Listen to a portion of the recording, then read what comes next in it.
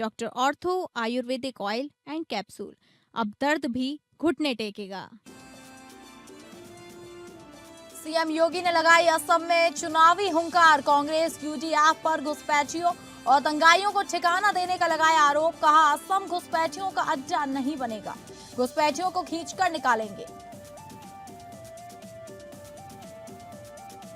लखनऊ में आकाशवाणी लखनऊ का 89वां स्थापना दिवस। सीएम योगी ने आकाशवाणी के प्रसारकों को किया सम्मानित। पद्म पुरस्कार पाने वाली विभूतियों का किया गया सम्मान।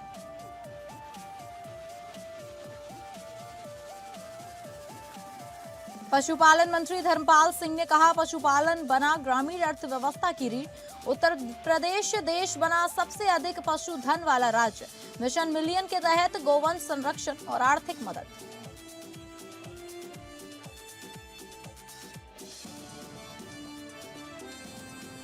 नमस्कार, आप सभी का स्वागत है उत्तर प्रदेश बुलेटिन में और मैं हूं आपके साथ अंकिता सिंह। शुरुआत करेंगे बुलेटिन की, जहां असम में भी सियासी पारा हाई है। बीजेपी ने असम में जीत की हैट्रिक मारने के लिए पूरी ताकत लगा दी है। असम के बारपेटा में सीएम योगी आदित्यनाथ ने कांग्रेस यूडीएफ पर घुसपैठियों और दंगाइयों को ठिकाना देने का आरोप लगाते हुए इन पार्टियों पर राज्य को बर्बाद करने का आरोप लगाया। कहा कि असम घुसपैठियों का अड्डा नहीं बनेगा, घुसपैठियों की खींच कर निकालेंगे। उनके साथ सहयोगी बन करके असम की संस्कृति के साथ खिलवाड़ करने का काम कर रही है। लेकिन एनडीए की डबल इंजन की ये सरकार असम को असम की संस्कृति के साथ जोड़ करके असम की सांस्कृतिक धरोहर को सुरक्षित करते हुए, उसका संरक्षण करते हुए एक एक घुसपैठी को असम की धरती से बाहर करके यहां की डेमोक्रेसी को चेंज करने की साजिश को विफल करने का काम अगर कोई कर रही है तो डबल इंजन की एनडीए की असम की सरकार कर रही है। वह विरासत का सम्मान भी कर रही है और असम के अंदर बेहतरीन विकास का काम भी कर रही है। बहनों और भाइयों, ये काम केवल मोदी जी के मार्गदर्शन और नेतृत्व में डबल इंजन की एनडीए की भारतीय जनता पार्टी की सरकार ही कर सकती है। देश के अंदर जहां जहां भी एनडीए की बीजेपी की गवर्नमेंट है, बीजेपी ने वह करके दिखाया है।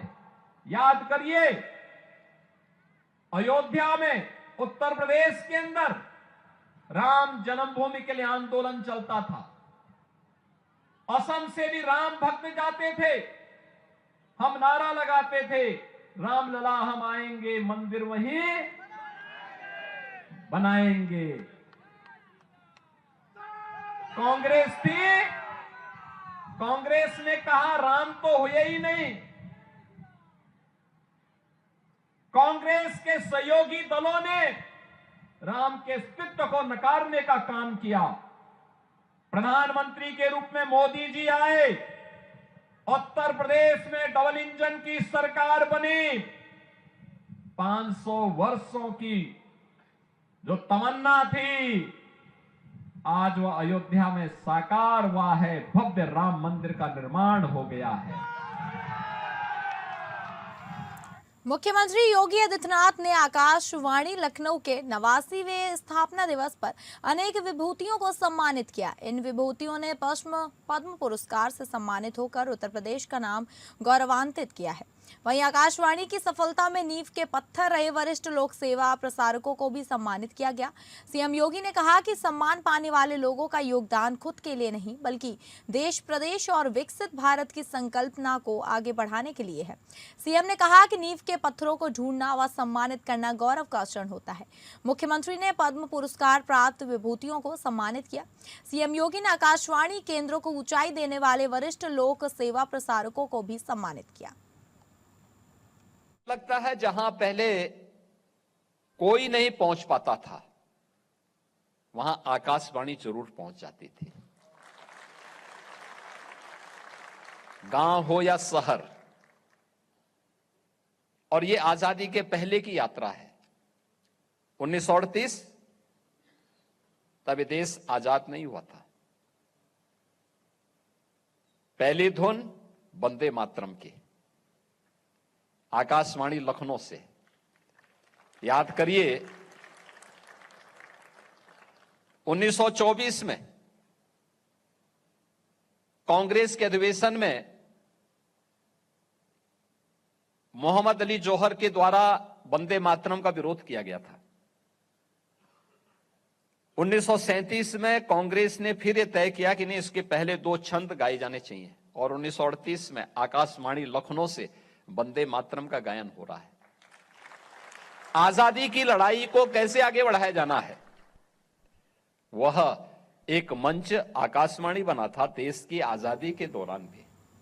उत्तर प्रदेश के पशुपालन मंत्री धर्मपाल सिंह ने कहा कि योगी सरकार शिक्षा पर विशेष ध्यान दे रही है और शिक्षा माफियों के हौसले पस्त हो गए हैं।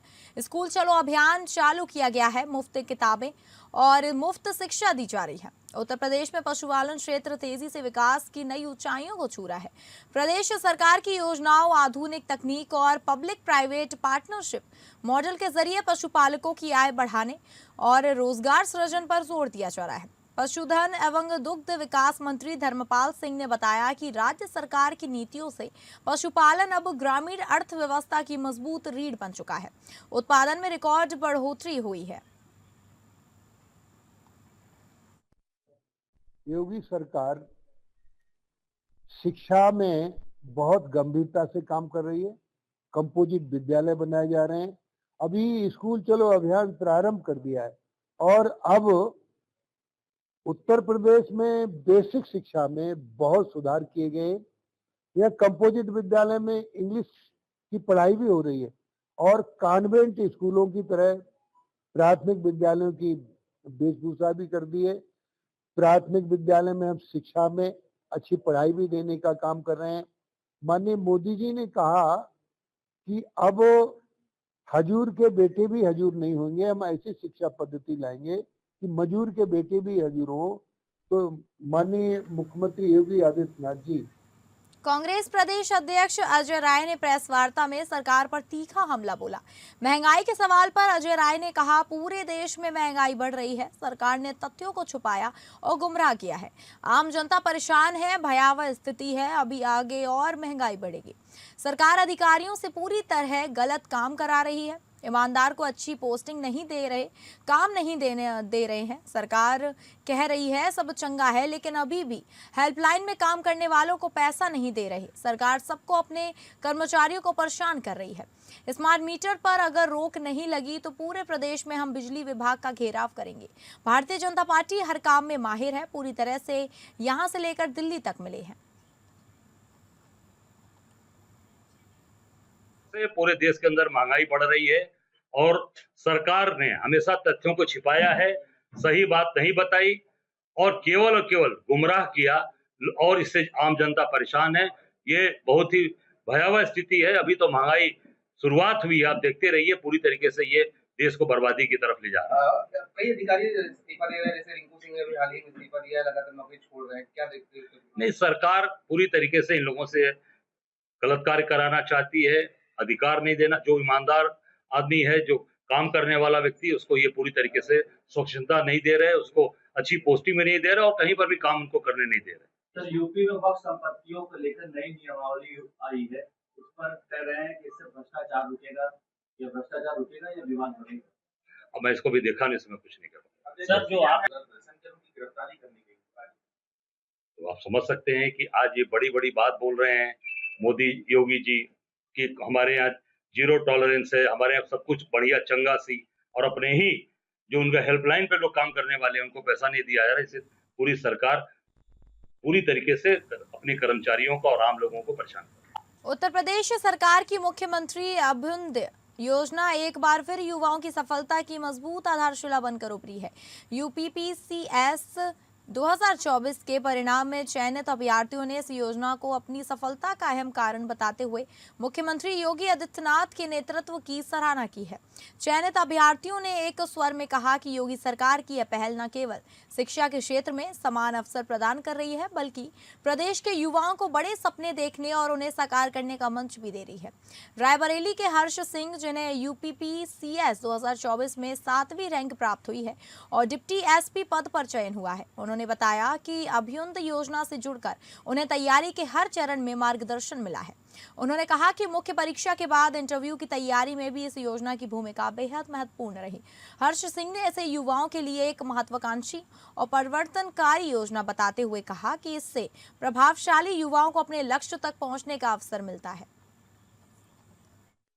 इस वर्ष की जो यूपीपीसीएस 2024 की परीक्षा का जो परिणाम आया है, उसमें मुझे 7वीं रैंक मिली है डीएसपी कैटेगरी में और मुझे डिप्टी एसपी के पद पर मेरा चयन हुआ है। तो शुरुआत से पहले तो मैंने सिविल सर्विसेज की प्रिपरेशन की थी और उसी के दौरान असिस्टेंट कमांडेंट का भी एग्ज़ाम दिया था।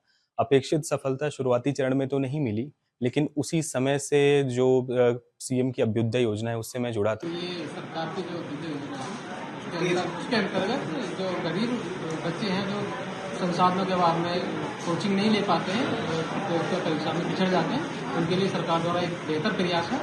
उनको आवासीय सुविधा प्रदान की जाती है, निःशुल्क भोजन। और मेरा यूपीपीसीएस 2024 में सिलेक्शन हुआ है और मेरा नैब तहसीलदार के पद पे चयन हुआ है और मैं अभ्युदय जो 9 की कोचिंग है और उसके जो कोऑर्डिनेटर हैं, जो फैकल्टी है, उसने मेरी बहुत मदद की। गाजियाबाद के मोदीनगर क्षेत्र में history sheeter gangster Rahul Jat पर देर रात ताबड़तोड़ फायरिंग की गई। हमले की पूरी घटना सीसीटीवी कैमरे में कैद हो गई। घायल हालात में भी राहुल चौधरी उर्फ राहुल जाट खुद गाड़ी चलाकर अस्पताल पहुंचा। मोदीनगर क्षेत्र के सीकरी कला इलाके में देर रात उस वक्त सनसनी फैल गई जब नेशनल हाईवे 58 के पास एक ढाबे के बाहर गैंगस्टर राहुल चौधरी उर्फ राहुल जाट पर फायरिंग कर दी गई। बताया जा रहा है कि राहुल जाट अपने किसी परिचित से मिलने आया था। इसी दौरान वह ढाबे के बाहर कुछ सामान लेने के लिए उतरा और जैसे ही वापस गाड़ी में बैठा, पैदल आए बदमाश ने उस पर गोलियां बरसा दी। इस हमले में राहुल जाट को 4 गोलियां लगी। गंभीर रूप से घायल होने के बावजूद खुद ही करीब 30 मिनट तक गाड़ी चलाकर गाजियाबाद के निजी अस्पताल पहुंच गया। राहुल जाट गांधीनगर मोदीनगर थाने का हिस्ट्री शीटर बदमाश है, जिस पर हत्या, रंगदारी समेत 2 दर्जन से ज्यादा संगीन मुकदमे दर्ज है। घटना की जानकारी पुलिस को अस्पताल से मिले मेमो के जरिए हुई।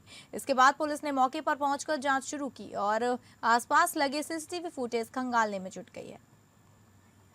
ये रात 9:30 बजे एक राहुल चौधरी नाम का व्यक्ति है जो हमारे यहाँ का हिस्ट्री शीटर भी है, हालांकि वर्तमान में राजनगर में रह रहा है। कल रात में ये अपने जानने वालों से मिलने आया था, तो जो वहाँ सीसीटीवी फुटेज है उसको देखा गया तो उसमें पाया गया कि जब सिगरेट लेके गाड़ी में बैठा तो एक आदमी पैदल आया और उस पर फायरिंग की, जिसके बाद ये इसके द्वारा यहाँ एडमिट ना होकर ये सीधे जो है मधुबन बापूधाम में यशोदा हॉस्पिटल में एडमिट हुआ। वहाँ से मेमो के जरिए सूचना प्राप्त हुई। देश के सबसे बड़े सूबे उत्तर प्रदेश की सत्ता पर काबिज भाजपा सरकार प्रदेश में बेहतर स्वास्थ्य सेवाएं देने का प्रयास कर रही है, लेकिन महोबा जिले में तैनात स्वास्थ्य विभाग के जिम्मेदार अधिकारियों की लापरवाही का अंदाजा भी इसी से लगाया जा सकता है कि स्वास्थ्य कर्मियों द्वारा नियमों को दरकिनार कर भारी मात्रा में एक्सपायर हुई दवाइयों को डिस्पोज करने की जगह सड़क किनारे खुले में फेंक दिया गया। सड़क किनारे पानी से भरे गड्ढे में पड़ी दवाइयों में सिरप, टैबलेट, आई ड्रॉप शामिल है। हालांकि मामले की जानकारी मिलते ही सक्रिय हुए स्वास्थ्य विभाग के जिम्मेदार अधिकारियों ने आनन फानन में मौके पर पहुंचकर दवाइयों को देख निस्तारण करने की बात कही है। फिलहाल प्रभारी सीएमओ ने मामले में जांच कर लापरवाही बरतने वाले स्वास्थ्य कर्मियों के खिलाफ कार्रवाई करने की बात कही है। आनंद फानन में सामुदायिक स्वास्थ्य केंद्र चरखारी के अधीक्षक डॉक्टर विनय पटेल अपनी टीम के साथ मौके पर पहुंचे और सड़क किनारे पानी के गड्ढों में पड़ी एक्सपायर दवाओं की जांच कर उच्च अधिकारियों को जानकारी देकर मामले से अवगत करा दिया। मौके पर मिली दवाइयों को सीएचसी चरखारी की होने की बात को सिरे से नकार दिया गया। स्वास्थ्य विभाग के जिम्मेदार अधिकारियों की लापरवाही का नतीजा है है कि स्वास्थ्य कर्मियों द्वारा एक्सपायर दवाओं को सड़क किनारे पानी से भरे गड्ढों में फेंक दिया गया, जिससे जानवरों के पीने के लिए गड्ढों में भरा पानी दूषित हो गया। स्थानीय ग्रामीणों ने बताया कि चरखारी से सूपा रोड पर सड़क किनारे रात के अंधेरे में बड़ी मात्रा में दवाएं फेंक दी गई हैं, जिससे जानवरों को पीने के लिए गड्ढों में भरा पानी प्रदूषित हो गया है।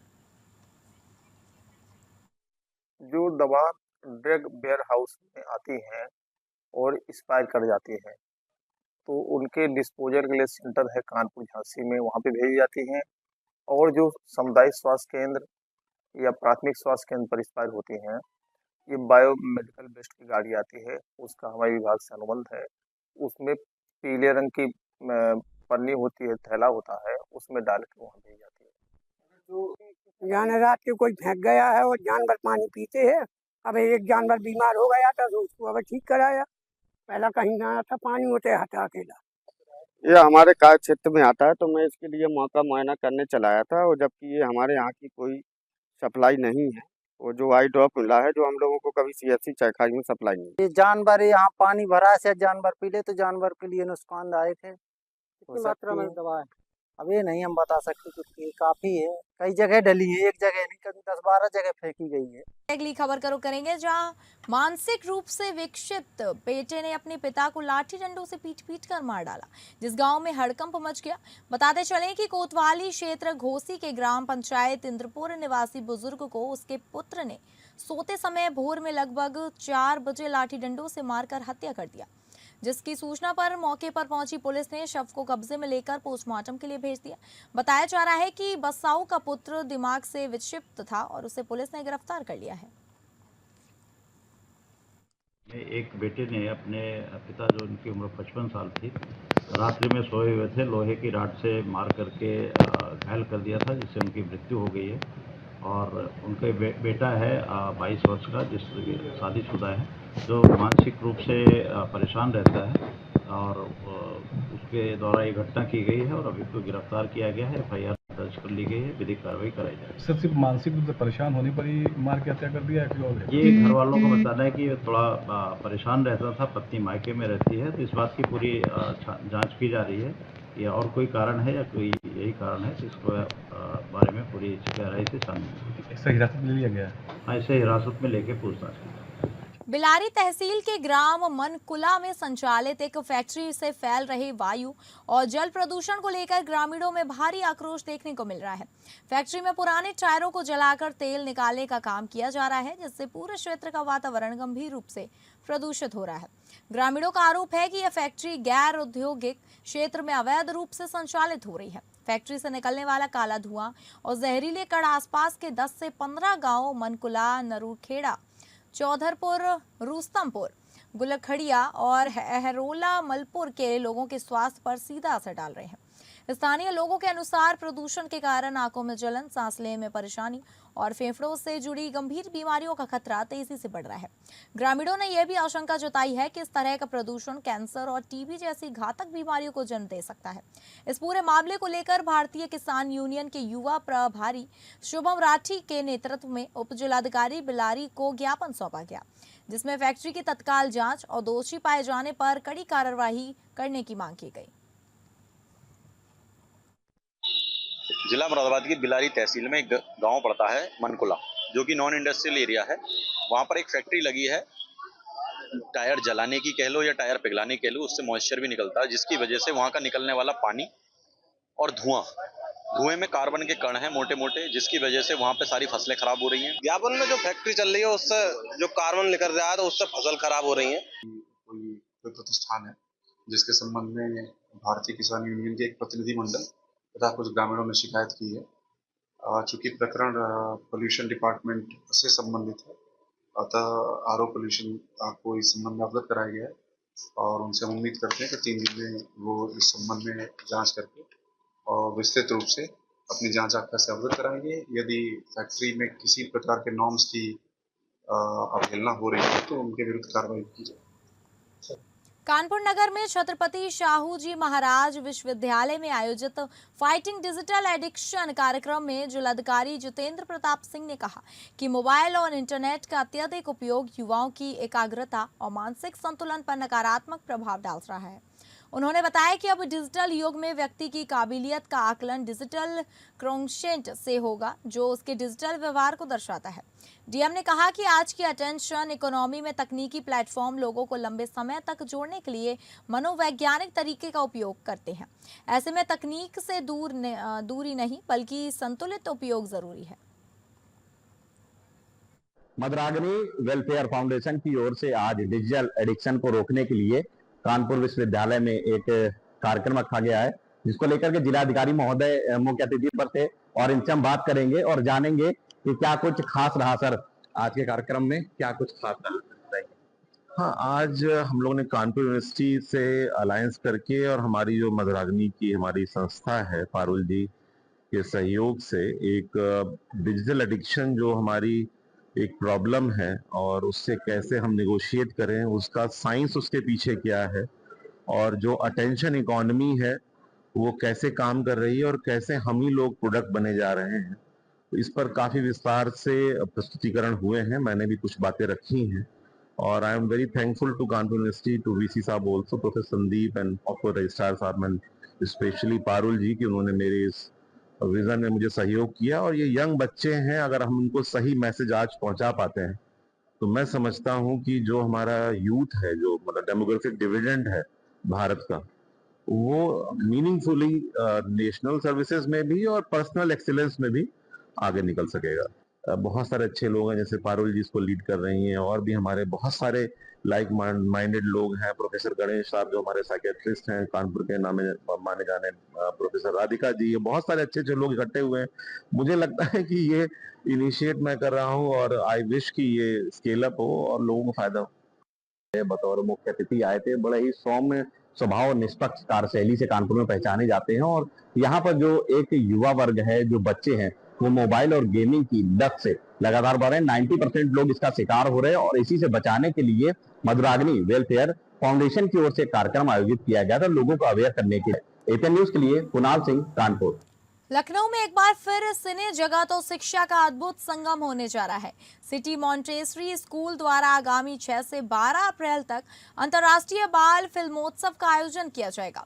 इस भव्य आयोजन का आगाज कानपुर रोड स्थित सीएमएस ऑडिटोरियम में पोस्टर और लोगो अनावरण के साथ हुआ। यह फिल्मोत्सव न केवल भारत बल्कि विश्व का सबसे बड़ा बाल फिल्मोत्सव है। इस साल इसमें 53 देशों की सक्रिय भागीदारी देखने को मिलेगी। आयोजन के दौरान कुल 329 चुनिंदा बाल फिल्मों का निःशुल्क प्रदर्शन किया जाएगा।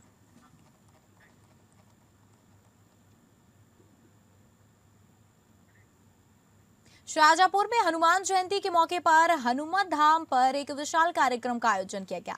कार्यक्रम में वित्त मंत्री सुरेश कुमार खन्ना, परिवहन मंत्री दयाशंकर सिंह और सांसद साध्वी निरंजन ज्योति शामिल हुए। इस दौरान मशहूर गायिका स्वती मिश्रा और साध्वी निरंजन ज्योति ने भजन गीत गाए। कार्यक्रम के दौरान हनुमत धाम पर 104 फीट ऊंची हनुमान की मूर्ति के दर्शन करने के लिए हजारों की संख्या में लोग शामिल हुए। इस दौरान परिवहन मंत्री दयाशंकर सिंह ने मुख्यमंत्री योगी आदित्यनाथ को राम बताया और सुरेश कुमार खन्ना को उनका हनुमान बताया। जो आज भजन संध्या हुआ है और पूरा एक तरह से मिनी कुंभ की तरह हरिद्वार की जो पौड़ी पर जो दृश्य हम लोग देखते हैं, वो दृश्य शाहजहांपुर में दिखाने वाले हम सब के संत परम पूज्य सुरेश आनंद जी महाराज 1008 जो एक स्वयं में संत है, ब्रह्मचारी है। तो फिलहाल इस बुलेटिन में इतना ही। नमस्कार।